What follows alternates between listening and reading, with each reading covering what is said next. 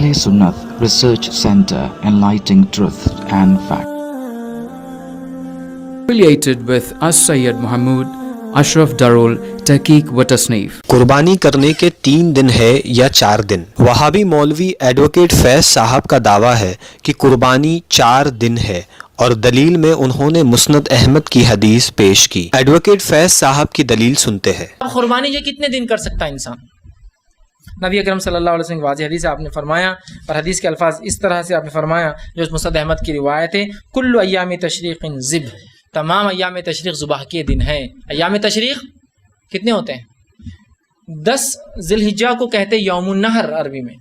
یوم نحر مطلب خون بہانے کا دن. ایام تشریق اس کے بعد کے 3 دن ہوتے ہیں، 11 ذی الحجہ، 12 ذی الحجہ اور 13 ذی الحجہ. ٹھیک، 10 ذی الحجہ کو کہتے ہیں یوم النحر، اور ایام تشریق کا معنی ہوتا ہے کھانے پینے کے دن. ٹھیک، سال میں 5 دن کے روزے اسلام میں حرام ہیں. 5 دن کے روزے صرف حرام ہیں. پہلا روزہ جو حرام ہے وہ عید الفطر کا ہے. دوسرا روزہ جو حرام ہے عید الاضحیٰ کا ہے، 10 ذی الحجہ کا ہے. تیسرا روزہ جو حرام ہے وہ 11 ذی الحجہ کا ہے. چوتھا روزہ جو حرام ہے وہ 12 ذی الحجہ کا ہے. اور 5واں جو روزہ حرام ہے وہ 13 ذی الحجہ کا ہے. ایام تشریق اور 2 عیدین کے روزے حرام ہیں. عید 2 دن کی ہے ہوتی ہے اور ایام تشریق 3 دن ہوتے ہیں. تو کتنے روزے حرام ہے شریعت میں؟ 5. ایک تو عید کا دن جو عید الفطر ہے، اور باقی 4 پورے ایک ساتھ آتے ہیں، 10 ذی الحجہ، 11، 12، 13 ایام تشریق. تو ایام تشریق تمام ذبح کے دن ہیں، تو قربانی کی جا سکتی 10 کو، یہ افضل ہے. 10 کو کرنا قربانی افضل ہے. کی جا سکتی ہے 11 کو، کی جا سکتی ہے 12 کو، کی جا سکتی ہے 13 کی اثر تک. اب بہت سے لوگ بولتے ہیں یہ 4 دن قربانی کرنے والے لوگ، اپن 3 دن قربانی کرنے والے لوگ.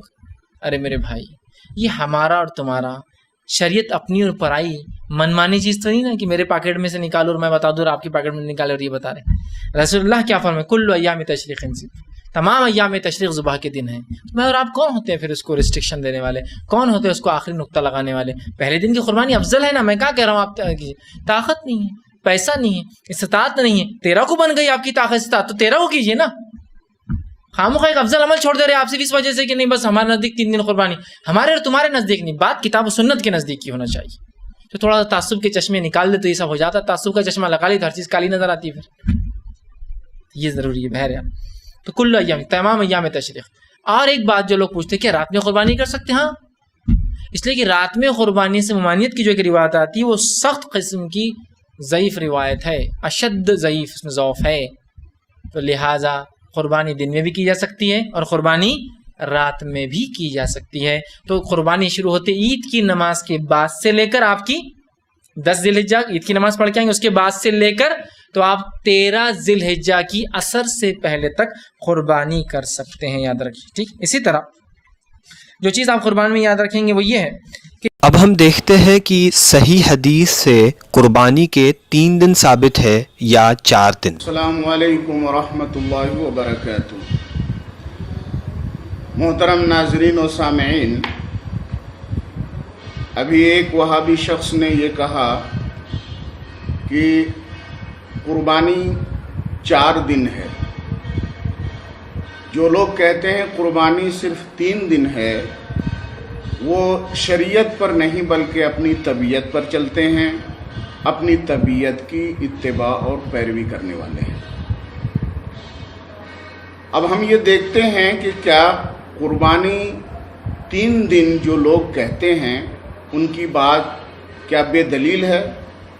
کیا انہوں نے اپنی طبیعت سے یہ بات کہی ہے؟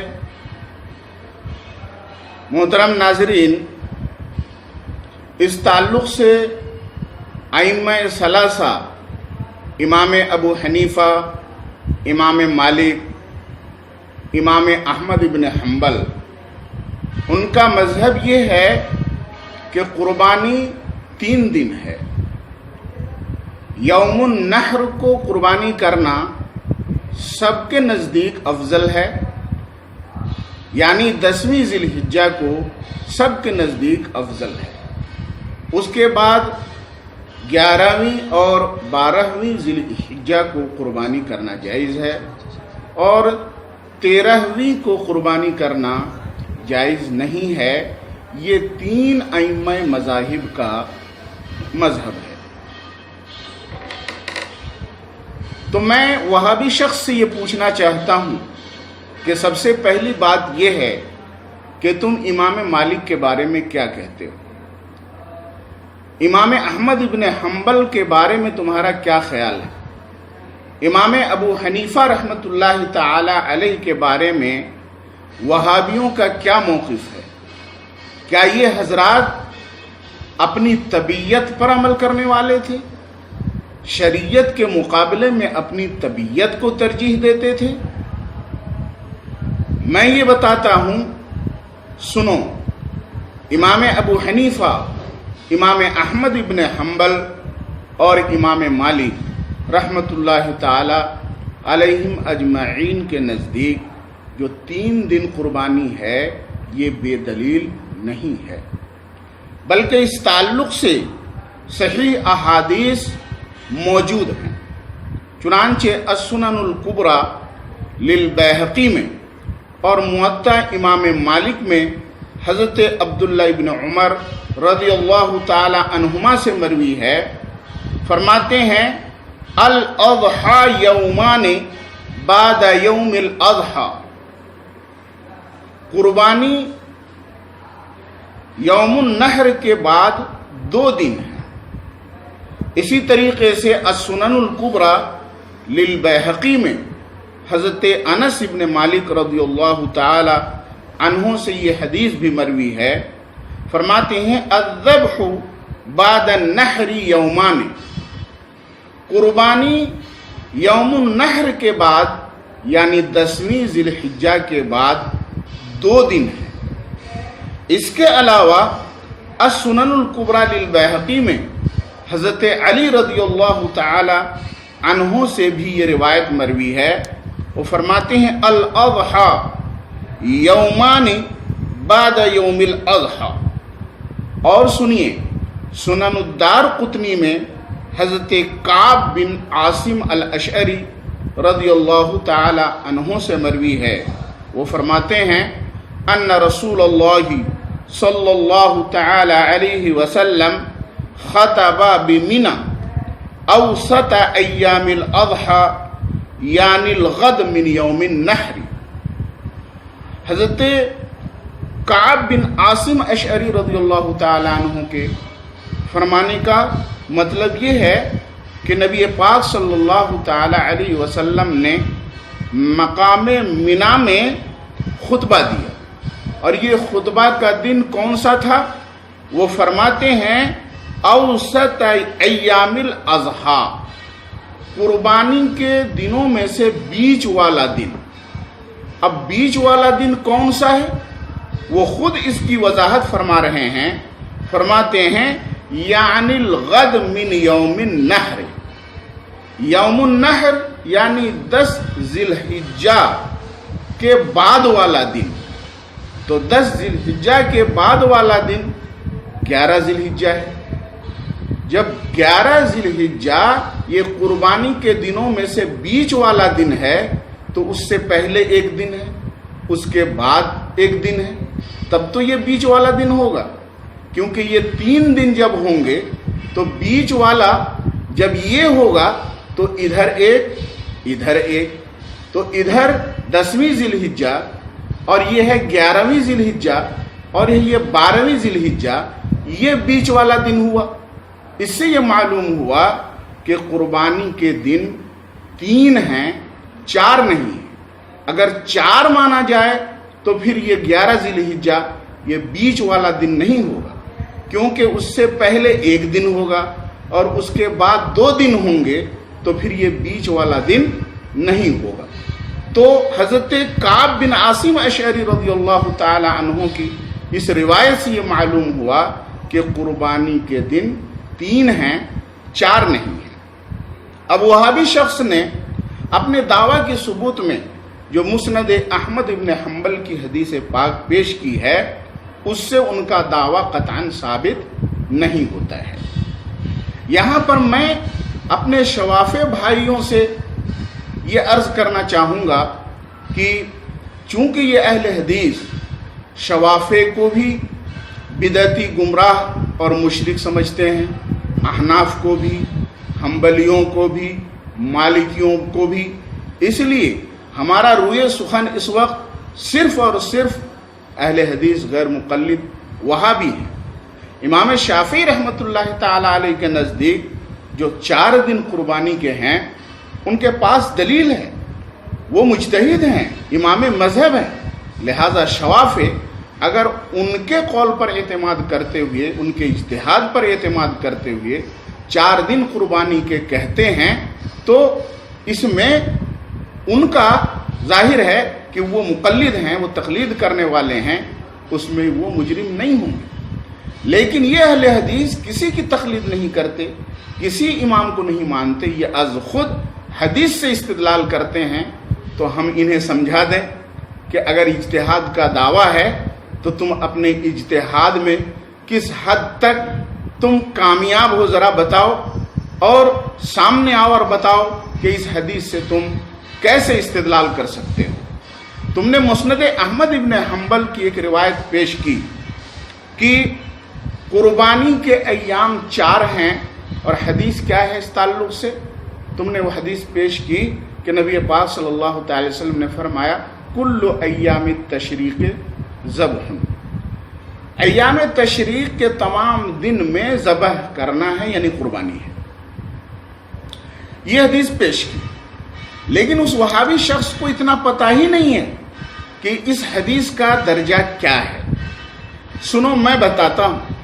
मुस्नद अहमद इब्न हम्बल की ये रिवायत सिर्फ हज़रत जुबैर बिन मुतइम रदियल्लाहु ताला अन्हु से मरवी है और हज़रत जुबैर बिन मुतइम से इस रिवायत को जिक्र करने वाले, नक़ल करने वाले एक रावी हैं सुलेमान बिन मूसा।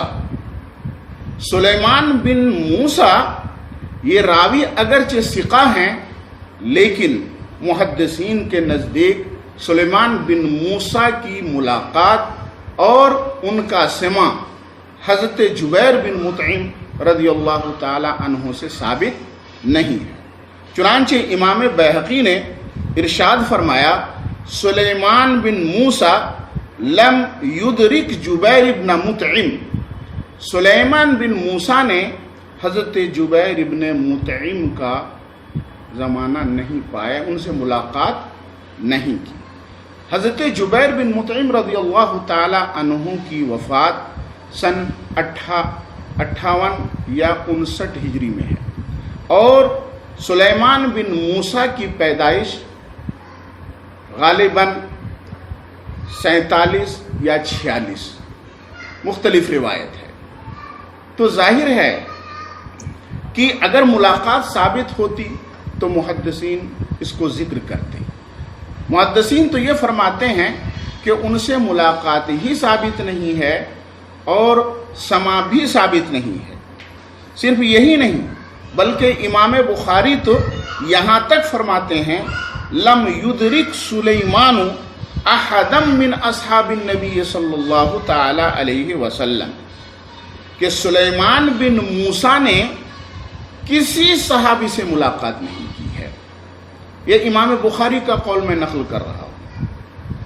ये इत्माम हुज्जत के लिए, चूँकि अहले हदीस गैर मुक़ल्लिदीन इमाम बुखारी के हर कौल को हुज्जत समझते हैं, इसलिए उनके लिए मैं ये कह रहा हूँ कि जब इमाम बुखारी ये फरमाते हैं कि सुलेमान बिन मूसा ने किसी सहाबी से मुलाकात नहीं की है, तो जाहिर है कि जब हज़रत जुबैर बिन मुतइम से सुलेमान बिन मूसा की मुलाकात ही साबित नहीं है तो उन्होंने ये हदीस हज़रत जुबैर बिन मुतइम से सुनी ही नहीं। जब ये हदीस नहीं सुनी है तो बीच में रावी साकित है, और जब बीच में रावी साकित हो गया तो ये हदीस मुनक़ते हो गई और हदीस मुनक़ते ज़ईफ़ है और अहले हदीस गैर मुक़ल्लिदीन के नज़दीक जाहिर है कि वो हुज्जत नहीं हो सकती।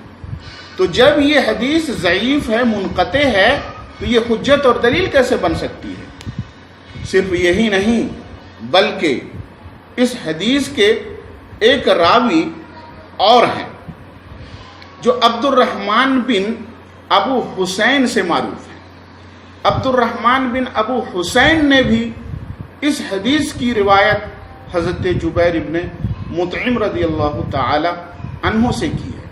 मुहद्दिसीन उनके बारे में भी इरशाद फरमाते हैं कि अब्दुर्रहमान बिन अबू हुसैन की भी मुलाकात हज़रत जुबैर बिन मुतइम रदियल्लाहु ताला अन्हु से साबित नहीं है। ये हमारा दावा है कि ये हदीस ज़ईफ़ है, ये हुज्जत नहीं बन सकती है अगर गैर मुक़ल्लिदीन वहाबी अगर इस हदीस से ये इस्तिदलाल करते हैं कि कुर्बानी के दिन 4 हैं, यानी 4 दिनों तक कुर्बानी की जा सकती है। अय्याम तशरीक़ सारे के सारे कुर्बानी के दिन हैं। अगर वो दावा ये करते हैं तो उन्हें ये चाहिए कि जो सही अहादीस हमने पेश की, हज़रत अब्दुल्ला इब्न उमर रदियल्लाहु ताला अन्हुमा की, हज़रत अनस बिन मालिक रदियल्लाहु ताला अन्हु, हज़रत अली रदियल्लाहु ताला अन्हु की, ये सब के सब सहाबे किराम ये फरमाते हैं कि कुर्बानी 3 दिन है, यानी 10 ज़िलहिज्जा के बाद सिर्फ 2 दिन की कुर्बानी है। ये सही हदीसों के मुकाबले में इस ज़ईफ़ हदीस को कैसे कबूल किया जाएगा? अगर तुम्हारे नज़दीक 4 दिन कुर्बानी करना जायज़ है तो जिस तरीक़े से 3 दिन कुर्बानी के सबूत पर सही हदीसें हैं, वैसे ही तुम कोई सही हदीस लेके आओ तो फिर हम ये तस्लीम कर लेंगे। वहाबी शख्स ने यह भी कहा कि रात में कुर्बानी करना बिला किसी कराहत के जायज़ है।